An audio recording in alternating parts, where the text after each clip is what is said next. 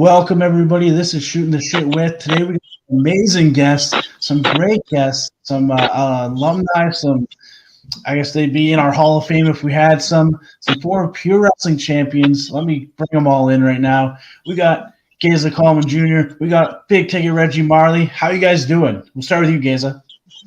I'm fantastic. Thank you. Right. I mean, I just kind of roll with the punches, even though I'm not wrestling, still rolling with the punches and just adapting to, whatever's thrown at me. So that's about it for me. And how about you, Reg? I'm great. Life is good. I got my 365 shirt. My PWA one is finally retired. And we're here doing this. I get to see my man Geza looking all stoic, like I said before. Man. Can't get any better than this. Hey, no. Buddy, it's all presentation, right? That's it, eh? I haven't changed my shirt for this, and I don't do that very often. But no, so you guys both helped me out tremendously in my wrestling and PWA as well. Can you recall, like, when you first started in PWA? Like, we'll start with you, Geza. Like, what were your first thoughts? I remember, like, I met with you in Cambridge, I believe, at the New York Fries out front when I first told you about it, right? Yeah. It was back then. Fries was quite a staple for me. I don't think it was quite an everyday serving that I like to participate in, but I remember coming with you at New York Fries and, a young, eager Eddie Osborne, right, with these crazy wrestling ideas and stuff. And I totally enjoyed it, right? Like, I wasn't super long into the business at that point, but, I was already in it and stuff like that. So it was good to be around someone who, had that youth and enthusiasm. You know what I mean? The want to do it, the want to try it and get things done. So it was definitely a good thing for me. Even I remember just being like, I was very young at the time, and you're like, so what do you want to get out of this? And just so many questions. I'm like, oh my god, I never even thought about this. Like, and that was one of the big things, was like being able to ask you questions, and then you asked me why am I doing this? That's the biggest question I use wrestling now, is why. Like, why am I doing this? Why am I doing that? So, Reggie, what about you, man? How did we get you involved? Oh, man. If you recall at that time, remember we used to have like insurances per show. Yep. And I had bought a few of them up, like 10 or so, just to hold on, because who knows what might happen. And then you guys said you want to start a promotion, yada, yada. And I said, well, I got the insurances, and boom. So I helped you out in that sense. But then, like Geza said, I wasn't that long into the business either at that point. And you had that desire and passion, and it all connected and meshed well. So you kind of pushed, like, to speak for myself, you pushed me in a way to say, hey, this is going to be a good thing. Let's go. Let's roll with it, right? See where it goes. I think you've both been in a while. Say what? Because, Geza, you started in 93 training, and then 94 you started wrestling, right? Yeah, January 23rd, 1994. At the Sportatorium, right? Yeah, down at the infamous Tampa Sportatorium was my first match. That's amazing. And then, Reg, you had Dane Jarrett. You know what's amazing? What a shithole that place really is. Really? Oh, my God. It was such a – and I'm just like – I didn't think nothing of it at the time. I was like, oh, okay, Tampa Sportatorium, whatever. And then, you read people's biographies and stuff like that, and they're like, oh, yeah, down on Albany, Albion on the Tampa Sportatorium. I'm like, oh, my God, they're talking about that same junk house that unbelievable. Like, I was like, I can't believe that, like my first, dozen matches were at this legendary place that, it was far from its cry of glory in its glory days, but still, I got to participate there, so that was good. That's awesome. And then, Reg, you went first match against Dane Jarrett, 98, across from the Sundowner. Can't beat that. In front of 5 people. Well, I've had some shows with that many people. Oh yeah. Yeah. I remember Jay's place. But you know what? One thing to add to Geza's point, like it's funny, all these famous venues that you hear of, if you were there, like Geza said, they were dumps, man. Well, did you go somewhere like to see Carino, and it was like supposed to be at this big venue, and you're like, "What is this? Oh, like some rec hall?" We thought we were in the wrong place. Like, what the heck, man? Man, all right. Well, I got a special question from a special guy for you guys. So let's check this out. Well, hello, gentlemen. I haven't seen this much aged beef since I walked through a Wagyu beef factory. Oh my God, Jesse Jones, what's going on? How you all doing? Hopefully you're doing great. It's Jesse Jones here. In case you kind of forgot who I was, but I know all 3 of you very well. Ruffy, I managed you. Reggie, I managed you. And Geza, well, I didn't want to manage you, but I know you all. And I was asked to come up with some memories or some questions for you. Well, let's just go with some memories, because I'm pretty sure you've all been on my Sports Corner. The people have watched it. That's right. It was one of the very first hit internet shows, and you were all a part of that. So thank you very much. I also remember, Geza, you punching me in the face and laughing about it. Twice 3 times. In Niagara Falls. I remember, well, I don't know what else I remember. It's good to see you guys.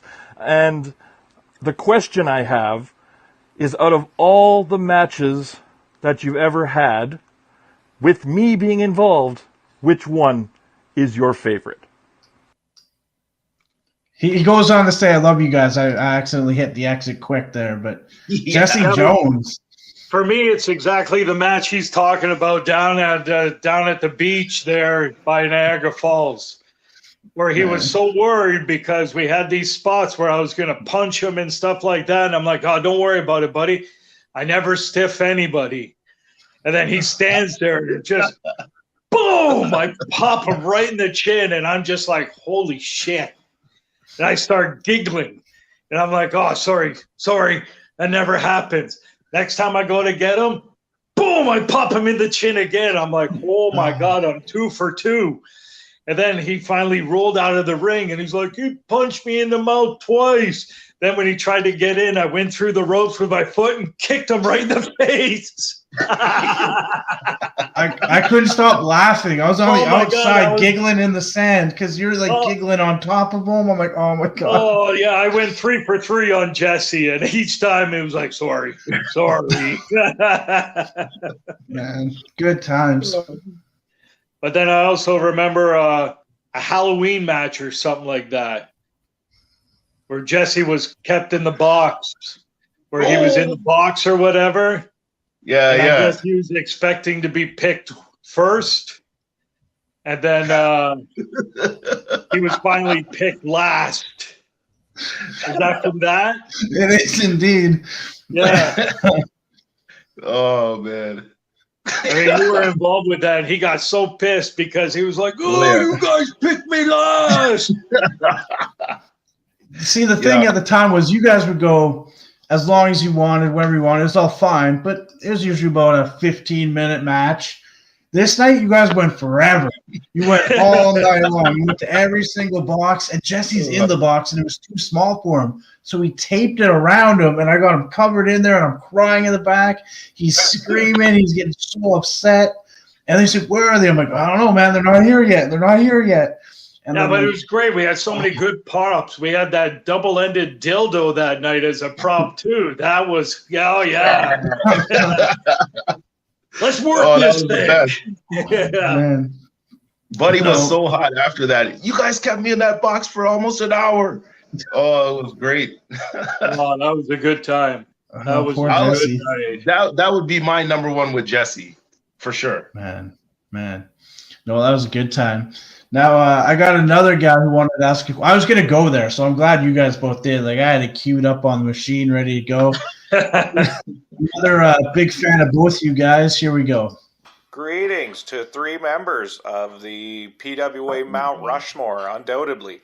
Joe Dog Hallam here.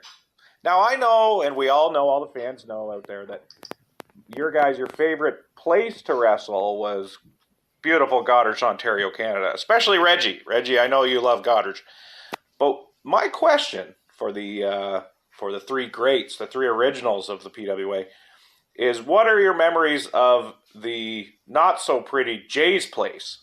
What is your favorite memory of Jay's Place? Maybe something that happened, a match you had, or maybe something to do with Brantford. Tell us about Jay's Place, and thank you for doing this, Twitch. I'm watching intently, and I'm so happy you guys are doing this. Love you guys. Take care. Joe Dog, what's up? Hey. Jay's Place. Well, Jay's Place, we had the old school corner. Yeah, that was never that's where it started. That's where it started. It was never really part of a match, but that's where it started. You know what I mean? Like the corner was me, Reggie, Ruffy. I think that was it, really. Juan, I'm not sure. I'm not sure Juan was involved a lot back then, but he was running around ribbing all the kids. Yeah, but it was definitely the three of us.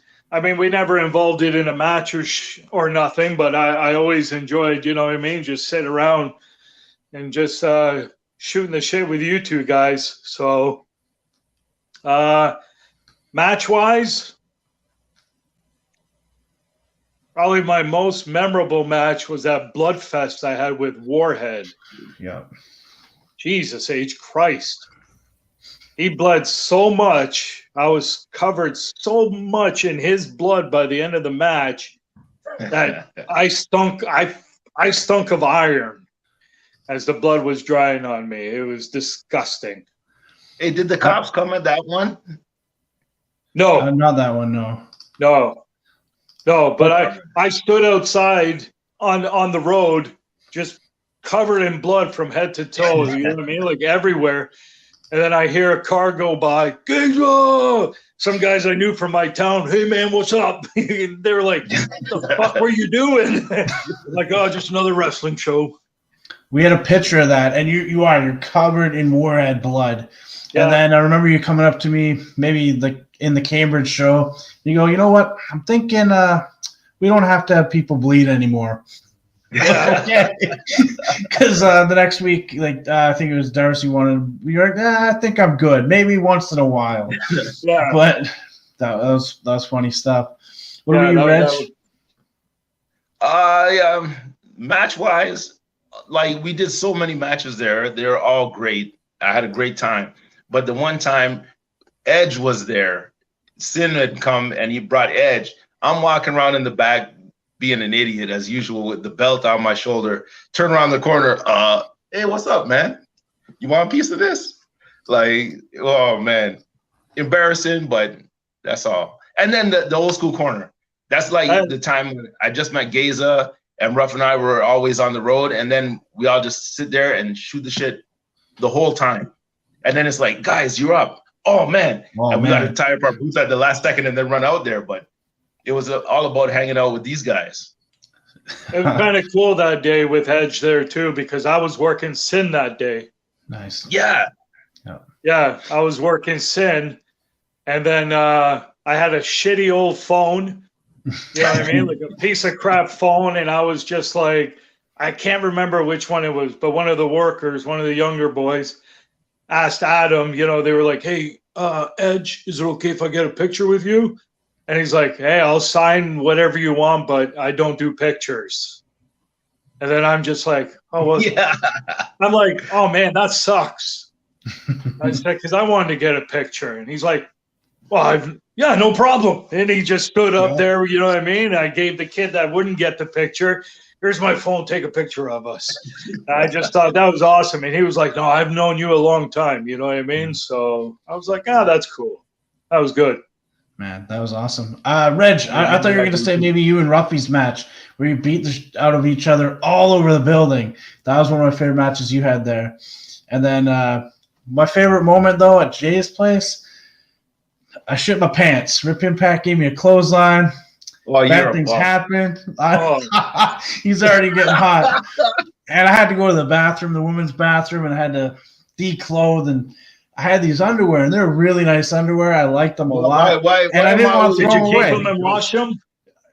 I've never seen you really gag, right? But so I took those underwear, and I went, and I seen Reggie's bag, and I put the underwear in his bag. Oh. And this man was so hot, and it was the first time we were laughing and gagging. And I never seen Geza gag over nothing, but he's like,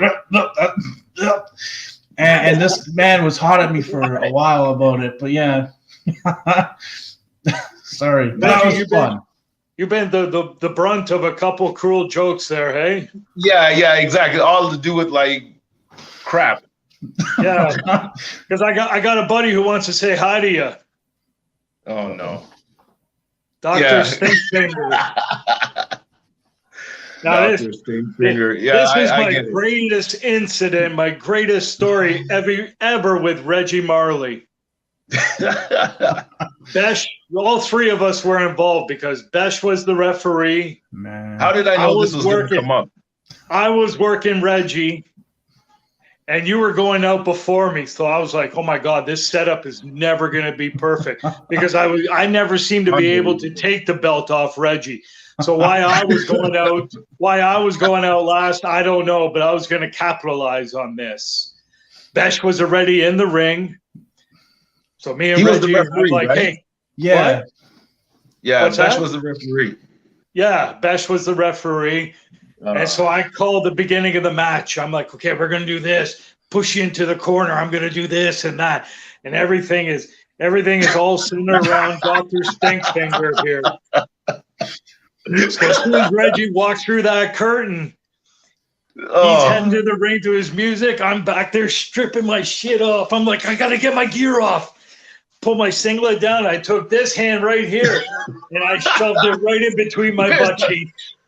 And I rubbed it good. And then I went, not enough. And I went back for more.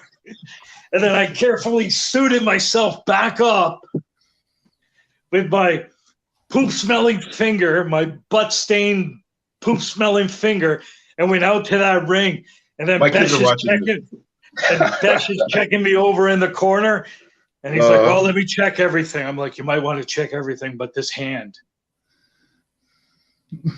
I'm like, Dr. Stinkfinger is here. He's like, oh, Jesus. Oh, my God. And then right away, and then that's when Fellatio was dropping stink bombs, occasionally at the shows and stuff.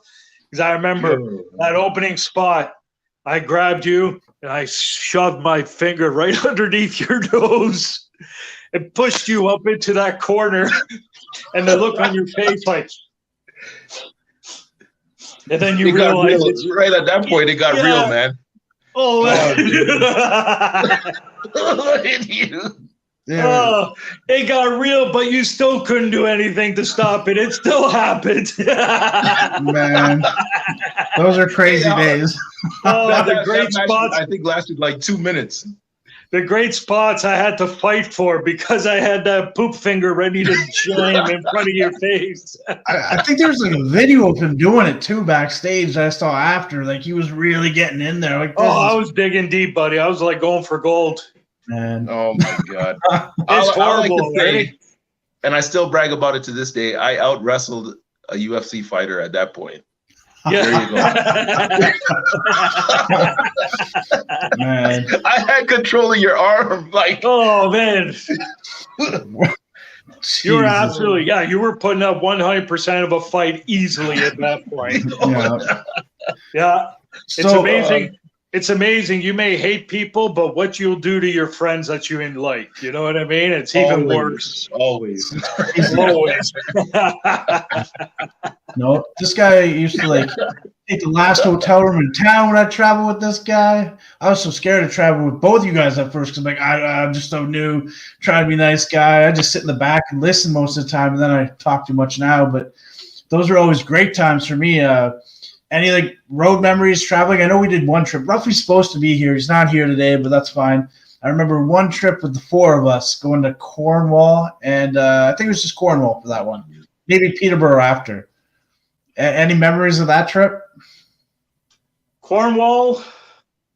All I remember of Cornwall is going over the border with Reggie on the day off.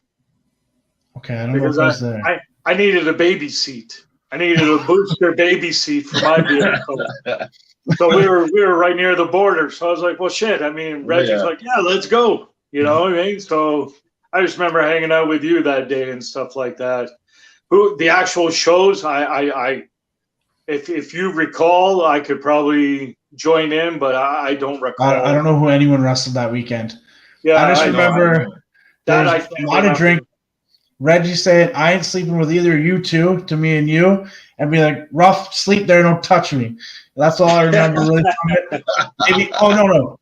That's when I got looked up and down by the dude. I'm like, oh, yeah, that's I remember weird. that part. And then you guys were like, well, did you at least get a drink and say hello? I'm like, no. I was like, I don't understand. And I got grilled about how I should talk to everybody, and maybe I would have liked it. What is going on here? And then I thought me and Geza were going to touch each other because we're both kind of the big spoon. But yeah, I was going to say, nobody ever wanted to sleep with me because I was always the big spooner, right? So I got back with Stink Finger, never again. I like to reach my arms out and just pull everyone into me close, right? So yeah. No. Yeah. What about when you guys first met? Because that was a long time ago. Like, I think you're doing more BCW Geza, and then I think you were HWF, Reg, at the beginning, or was it the other friend? I was RWA. Okay. I would say we must have met at PWA. Really? Yeah, we did. PWA Chatham. No offense, but I never did HWF. Was that out of London there? Yeah. Yeah, I never got along with that guy. Okay. Yeah, I think the only time you were at the HWF show was the one when Dan Severn was there. Yeah. That makes sense. But then at that time, we didn't talk. Everybody had their own little groups from where they started with, and you don't talk anyways, right? And that show made no sense to me, the one I was on with Dan. Oh, because none of those shows did. It was a tournament of cages. Like every match was a cage match. Tournament, cage. Then they fucking put me and Dan out there. They take down the fucking cage. I'm like, what? Like, we're cage fighters. And you take down the cage for us to go into? You know, and people were bored and shit. And obviously with that promoter, it was all my fault, not Dan Severn's fault. And then it's like, dude, you took down the fucking cage for cage fighters, but you left it up there for every other fucking match on the card. Man. So how was that? I don't think we actually met till PWA. Like actually talk. It was PWA in Chatham, and then we were working each other, and then we started talking, and then like we're boys, man. Yeah. That's crazy. I thought you guys met before. But how was working with Dan? Because like I looked up some of your stuff. You wrestled him a lot. You wrestled him for the NWA title. You wrestled him all the time. You trained with them. He helped get you in. See, like how was wrestling with them? Just like doing the matches. It was like working a name, you know, like an old name, because but I didn't do his match, but we knew what would work. Nice. So it was fantastic, right? Like we could not do a show for a year and then just get out there and be like, hey, Battle Creek? Yeah, let's do Battle Creek. And that's it. You know what I mean? Like I knew what he was capable of. I knew the spots he could do. You know what I mean? I knew how to make him shine. You know, I mean, it wasn't the easiest to maneuver around and stuff, but, you know, I enjoyed it. It was always a good time. Man. You know? A guy who you both wrestled, I'll try and put a clip up here. Get that mouse going because I'm good like that. But you guys both wrestled Steve Carino quite a bit. How was working with him? Oh, that guy was gold, man. I enjoyed it because, you know, I mean, you know, he was the king of the old school, you know what I mean? So Definitely. He liked to go out there and tell a story in his match, and I thought that was fantastic. You know what I mean? To actually pull out spots and, you know what I mean, just work a hold and move around like that. Yeah, I would say like the thing with Steve, like Geza said, he's the king of old school, man. So we all grew up as territory guys. Like that's the style we used to like growing up. And Carino was that guy. And he was willing to do whatever you want. Like, oh, it was just awesome, man. And the amount of knowledge that he had, like Geza started way before me, but for me, at that time, like 5 years in or whatever, and then just starting singles at PWA, really. Carino was, the wealth of knowledge was just like, I'm just like taking everything in from this guy. And he's just on it. Like, man, it was awesome. And not really even planning anything, just calling it on the fly. Like, it was a dream come true working him.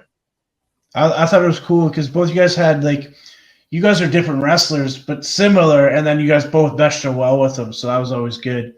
But where was I going to go? I had a great question lined up. I thought about it twice and forgot it, but no, that was it. With Carino, or not with Carino, but you guys both tag. You were saying you used to do more tag reg and singles, and then Geza, you tagged a lot with Dyson Price. Yeah, that was down at Border City. Yeah, there. like, how was tagging compared to being a singles wrestler, and which do you prefer more? Because you both started you did singles first, Geza, right? And then you worked to the tag. And then, Reg, you said you did a lot of tags in the early days. Yeah. I'm more of a singles guy. Yeah. You know what I mean? I mean, if I'm going to go out there and, you know, perform and everything, hell, I want to be one of the two people in the spotlight. You know what I mean? Like, you're doing tags and you got 4 people. And then, you know, I think I just enjoyed singles because I could control more on how the crowd would perceive me. True. You know what I mean? Instead of being dependent on more people around me. I was only dependent on myself and my partner, right, to get that part over. What were you, Reg? I get what Gaze is saying, but for me at the beginning, it was easy to break in for me as a tag because I'm a quiet dude. Well, I'm a quiet dude. So it's easy to like, you know, fade in, fade out, and then get my confidence and learn the ropes, right? And then when PWA come around and as a singles, you just throw in deep water, then okay, it's cool. And then now I prefer singles more than tag. See, now I'm starting to enjoy tagging more than singles because I'm like, oh, I don't mind having him eat half the heat. But yeah, well, you're getting old, man. When you're getting older and fatter, you know what I mean? The tag is the way you don't want to move. I might have been a little bit small when I first met you guys. I'm sorry, Bash. It's healthier. I don't know about that. You get older and healthier looking, you know what I mean? You prefer the tag. Man, the only guy getting younger here always is Reggie. I got the grades going, man. Nope. One second here. There we go. Boom. So a long time ago, I started bringing in a couple names, little certain guys, and we had like Hacksaw and this guy, that guy. And Geza, I've done that. I'm like, what do you mean you don't want to work with me? Like, no, I'm good. I've done it. And I'm like, what does that mean? And then Reggie got to work him a few times and whatnot. But Carino was the different guy. That's what I had the 2 stories, and I was trying to get them both out. So here I am. But was that just because you had to do their match, and like Dan would let you do his match, Steve would let you do his match? So there's like different types of kind of names to work with instead of the guy who had that set match that you had to do. Well, or were you looking forward to because Carino was still, he was a name, but he was still active. True. You know what I mean? Like he was still active, as in get out there to. He was still pursuing to get to the top. Correct. He was still chasing it for himself.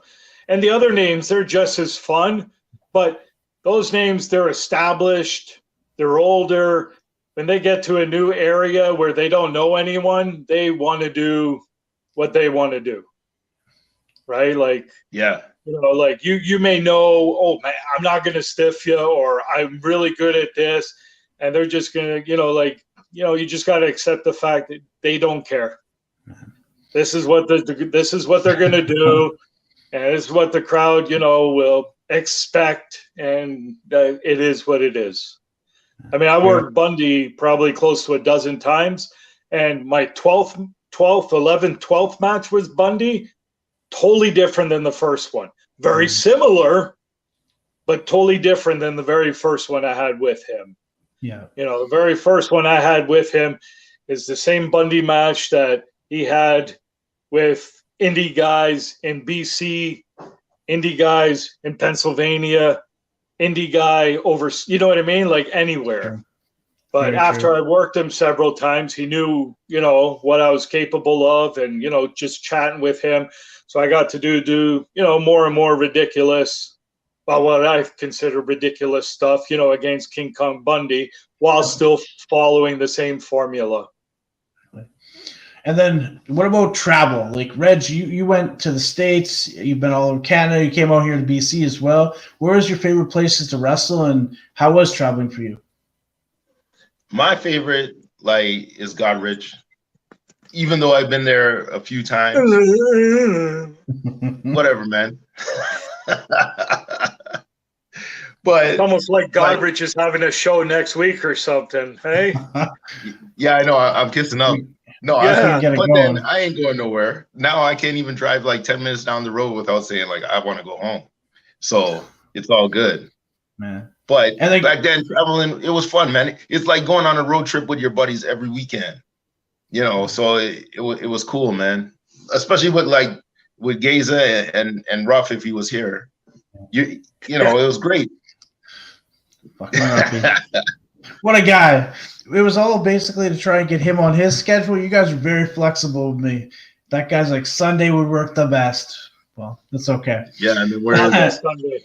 And then yeah, exactly. And then Geza, you travel all over the world. You've been Brazil, Japan, all over North America. Where were some of the places you enjoyed wrestling or traveling to? Pretty much traveling anywhere. You know what I mean?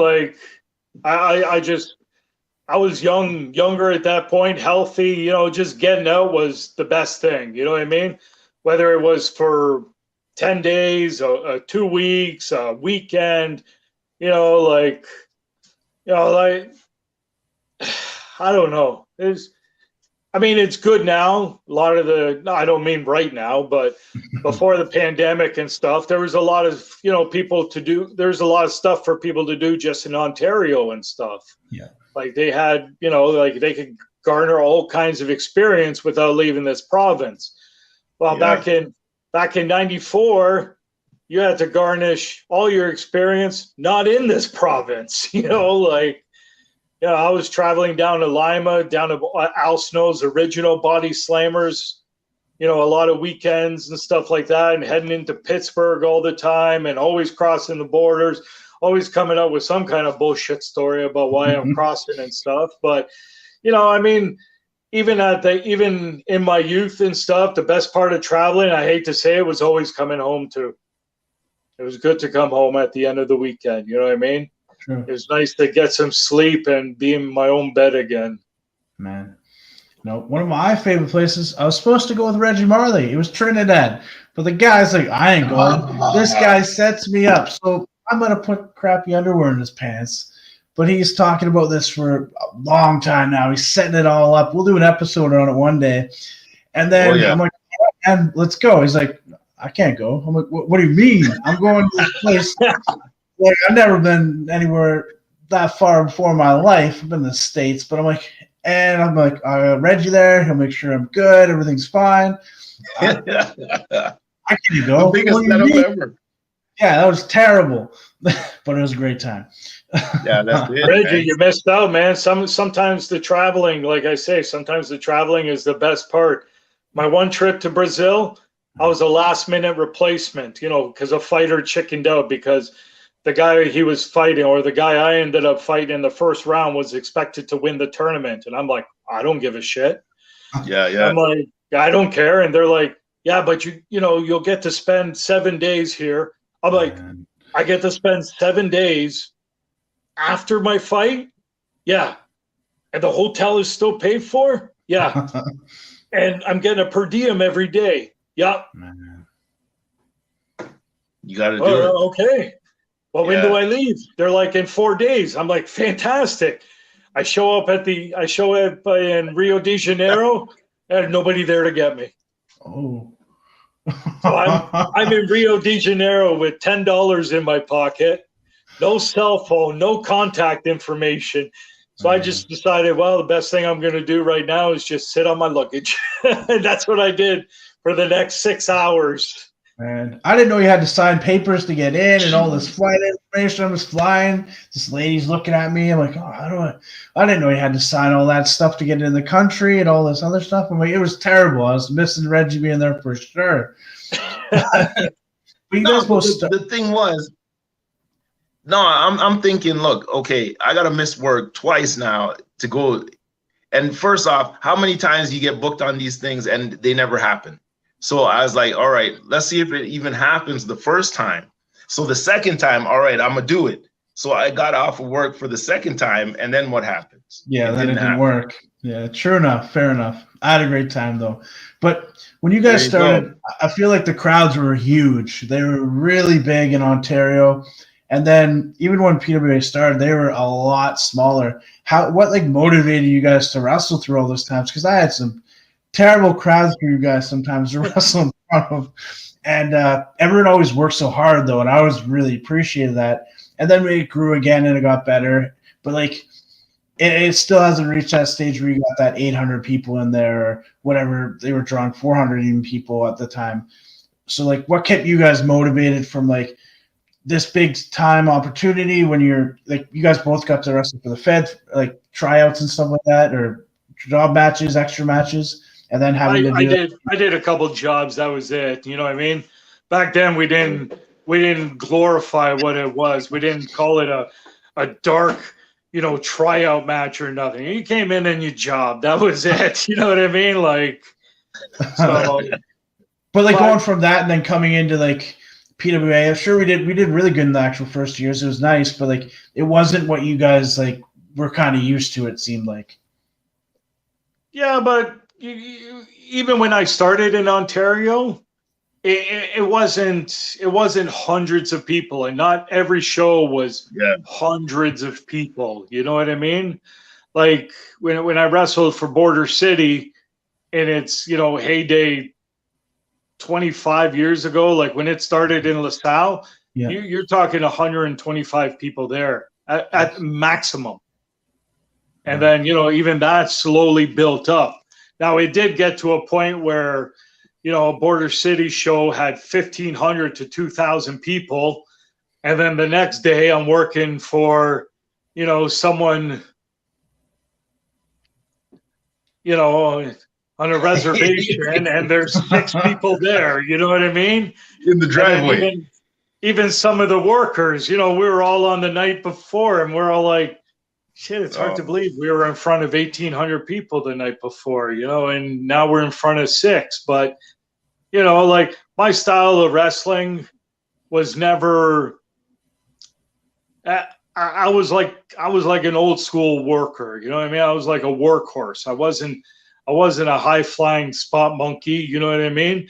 So I really wasn't going to be taking the chance on killing myself, whether it was 1,800 people or 6. So, I kind of treated each match the same in that sense. You know what I mean? Like it was great working for the big crowds because it was easy to get a pop out of them and easy to get heat.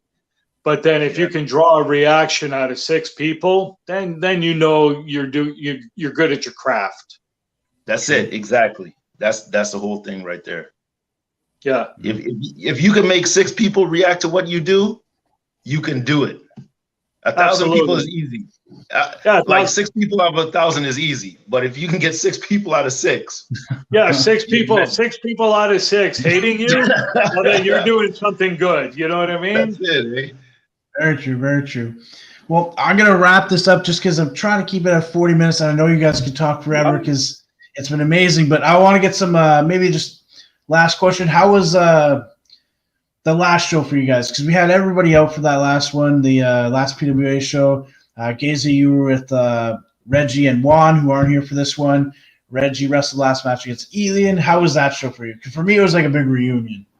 Absolutely. That's what it felt like. It felt like all the boys getting together, you know, for me, definitely one last hurrah. You know what I mean? Just to get out there. I knew I wasn't going to be heavily involved, but even just to, you know, just to be involved was fantastic. You know what I mean? It was, I enjoyed it thoroughly. And then Reggie. Yeah, I'll agree with that. But it went by so quick, like, because usually back in the day, I'd be able to sit there with Geza and Ruff the whole like 2 hours, 3 hours and just talk and then go wrestle and then back and talking. This time it was so many people. I didn't have enough time to hang out with these guys. And that's the only problem I had. Other than that, it was great to see everybody for the brief time that we had. Yeah. Jesse, he didn't stab me when he punched me, but thank you so much, guys, very much for this. I do appreciate it. Hopefully you get you guys both on again. I know Elian really wants to talk with Geza big time, so maybe we'll have something there. And until then, we'll talk again soon. Take care, guys. All right, man. All right. Later, boys. Great seeing you.